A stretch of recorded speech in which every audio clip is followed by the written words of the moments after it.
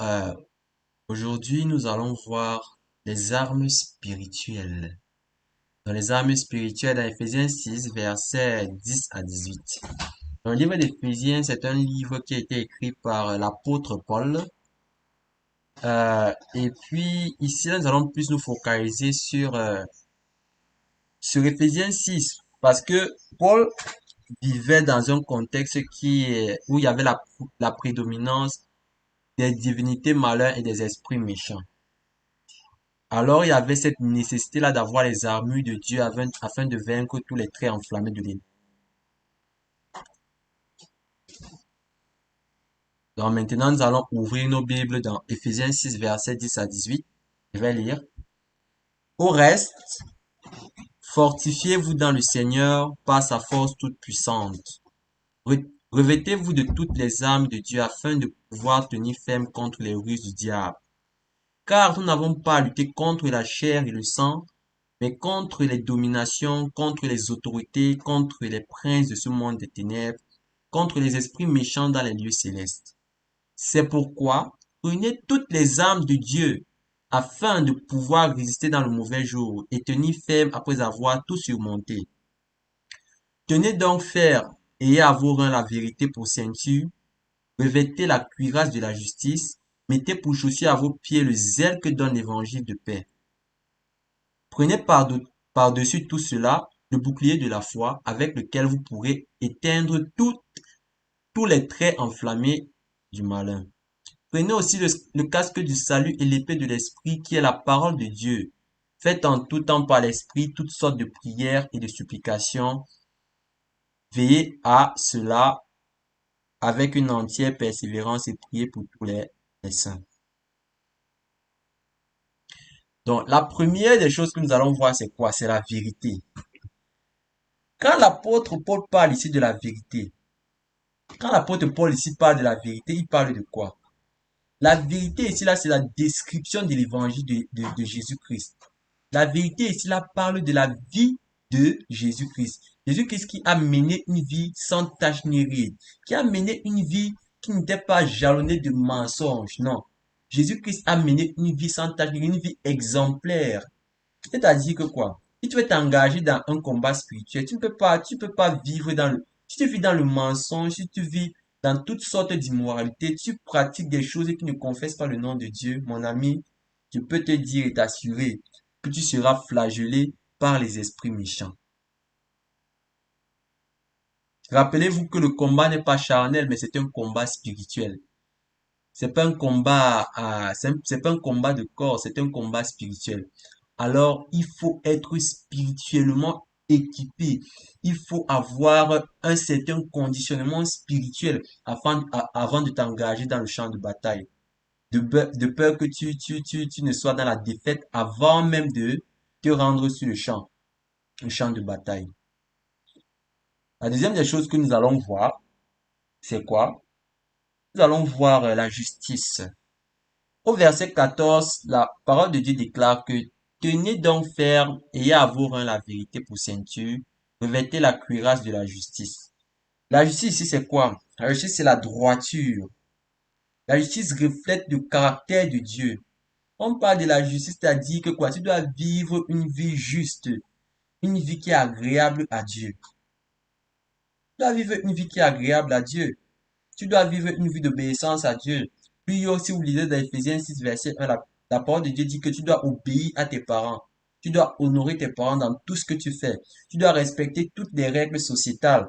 C'est très important. Si tu ne vis pas dans l'obéissance, tu ne peux pas prétendre t'opposer aux puissances ténébreuses. Sinon, mon ami, tu seras dans l'ignominie, tu seras dans la honte comme les fils de Sheva. Les fils de Sheva, dans le livre d'Actes des Apôtres 19, verset 13 à 15, se sont aventurés à chasser les démons comme Jésus-Christ, comme Paul, mais qui sont rentrés lézardés avec des ébruques sur le corps, plein de sang.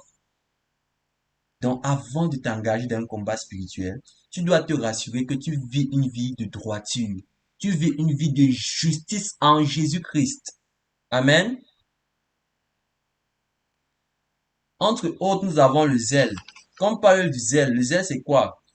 Le zèle, c'est servir Dieu avec dévouement, servir Dieu avec empressement, c'est servir Dieu avec engouement. Au verset 15 dans Ephésiens 6, nous voyons, la parole de Dieu déclare, mettez pour chaussure à vos pieds le zèle que donne l'évangile de paix. Le zèle que donne l'évangile de paix. Tu dois servir le Seigneur avec zèle. Tu dois servir le Seigneur avec tout ton cœur. La parole de Dieu déclare dans Jérémie 48, verset 10 que malheur à celui qui fait l'œuvre de Dieu avec légèreté. C'est-à-dire que quoi? Si tu fais l'œuvre de Dieu avec légèreté, c'est une auto-malédiction que tu attires sur toi. Il faut faire très attention à la façon dont tu sers le Seigneur. Très attention parce que le Seigneur voit, le diable voit. Comme je vous avais expliqué la dernière fois, il y a trois cieux. Il y a le premier ciel, le ciel atmosphérique que vous voyez. Il y a le deuxième ciel où il y a les anges déchus, où il y a le royaume du diable en fait. Et il y a le troisième ciel où il y a le trône de Dieu. Amen. Il faut être conscient de cela. Quand on parle de l'évangile de paix, quel genre de personne es-tu? Es-tu un prédicateur de paix? Es-tu cette personne-là qui aime quand il y a la zizanie au milieu des gens? Es-tu cette personne-là qui prône la division, qui n'aime pas la paix? Non, si tu es ce genre de personne, mon ami, tu ne remplis pas les conditions pour te rendre dans le champ de bataille. Tu ne remplis pas les conditions pour pouvoir vaincre les flèches enflammées de l'ennemi. Non, mon ami. Tu dois être quelqu'un, un dispensateur de paix. Tu dois être quelqu'un qui amène la paix dans ta famille. Tu dois être quelqu'un qui amène la paix dans le corps du Christ. Amen. C'est très, très important. Si on ouvre nos Bibles dans Romains 12, verset 11, la Bible déclare, ayez du zèle et non de la paresse, soyez fervents d'esprit, servez le Seigneur. Ici, là, c'est le système central. Bien-aimé, sers le Seigneur avec zèle. Sers le Seigneur de tout ton cœur comme si c'était la dernière fois que tu servais le Seigneur. S'il y a une tâche qui t'est donnée, fais cela bien. Telle en sorte que dès que quelqu'un va voir, il va dire que, hey, ici, là, il y a quelqu'un qui est passé. Cette personne qui a fait ce travail est vraiment recommandable. Amen. Également, nous avons le bouclier de la foi. La foi, bibliquement parlant, c'est quoi? Quand on parle de la foi dans la Bible, la Bible déclare dans Hébreux 11, verset 1, que la foi est une ferme assurance des choses qu'on espère, une démonstration de celles qu'on ne voit pas. Et maintenant, dans le français facile, c'est quoi la foi? La foi, c'est mettre toute sa confiance en Dieu, peu importe ce par quoi on passe, peu importe les situations de la vie par lesquelles nous pouvons passer, on met notre confiance en Dieu.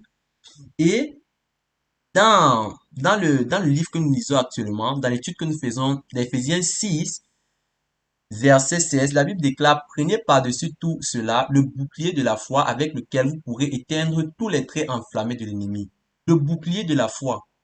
Le bouclier de la foi. Vous voyez que la foi ici, là, c'est quelque chose de très important. Maintenant, qu'est-ce que le Seigneur t'a promis dans sa parole que tu n'as pas encore vu se réaliser dans ta vie? Qu'est-ce que le Seigneur t'a promis? Pourtant, tu respectes, tu ne vois pas toutes ces promesses-là que le Seigneur a promis. Pourtant, tu respectes toutes les disciplines chrétiennes. Tu travailles dur, mais tu ne vois rien. Je veux te dire quelque chose, toi qui me garde la foi. Garde la foi en Jésus-Christ. Reste à ton poste comme Habakkuk. Ne regarde ni à gauche ni à droite. Le Seigneur n'est pas un homme pour mentir, ni un fils de l'homme pour se repentir. Ce que sa bouche dit, Samuel l'accomplit. Garde la foi. Garde la foi. Garde la foi. Continue de nourrir ta foi avec la parole de Dieu. La Bible déclare dans Romains 10, verset 17, car la Bible déclare que la foi vient de ce qu'on entend et ce qu'on entend vient de la parole de Dieu. Bien-aimé, garde la foi. Peu importe ce par quoi tu passes, garde la foi. Le bouclier de la foi, c'est se rappeler de ce que Dieu a fait quand le diable vient t'attaquer. Rappelle-toi de ce que le Seigneur a fait par le passé. Rappelle-toi de tous les bienfaits qu'il a fait. Mon ami, garde la foi. Ne te décourage pas face à cette situation. La foi, c'est une arme spirituelle. C'est une armure de Dieu pour vaincre le diable.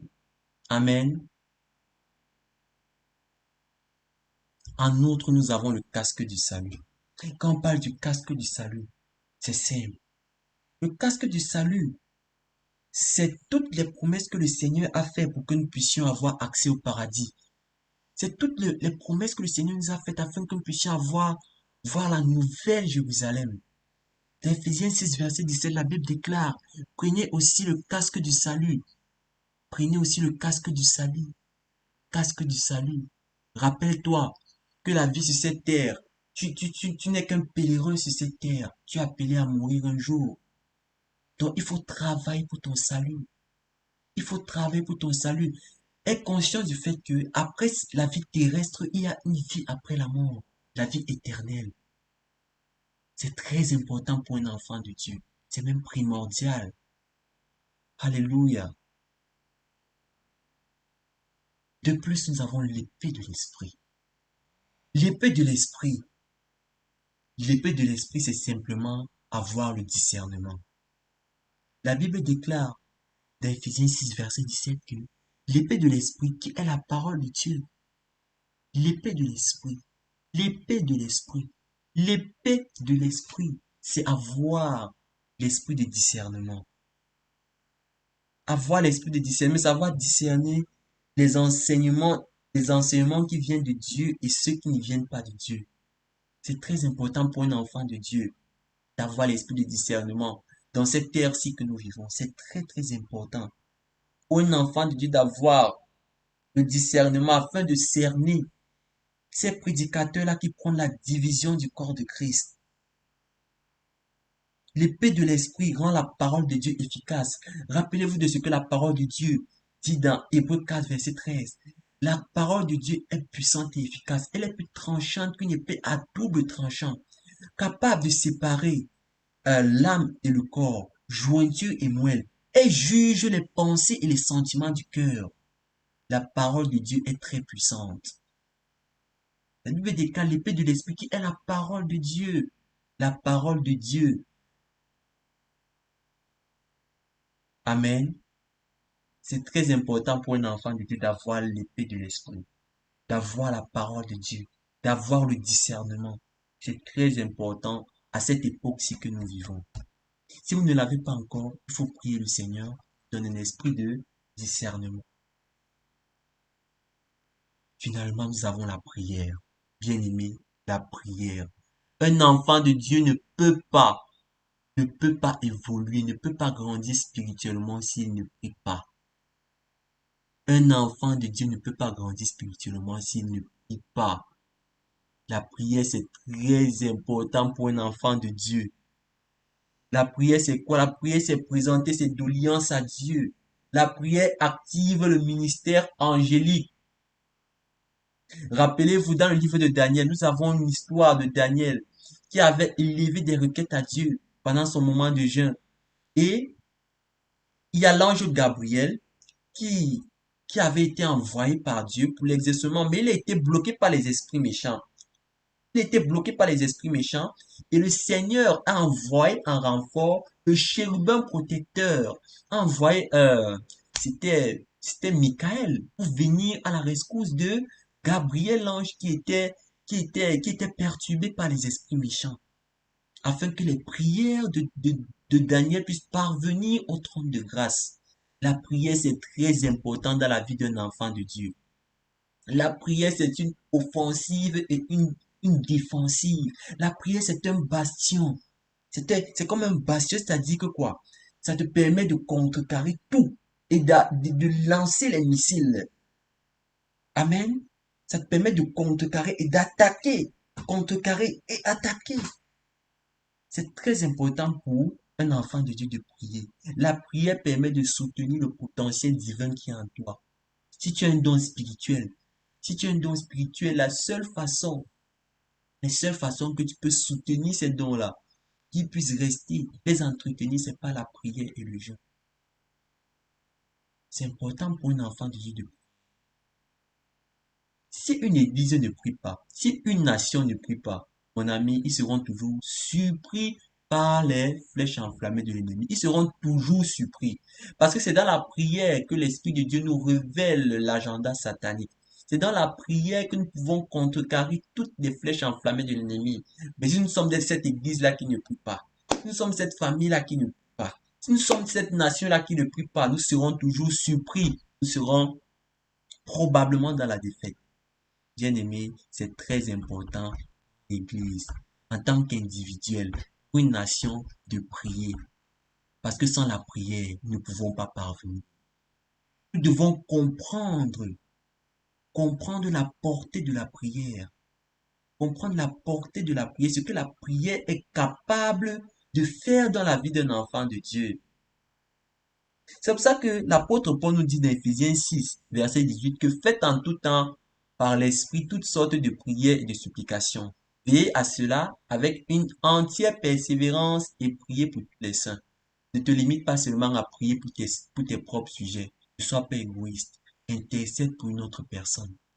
Prie pour une autre personne.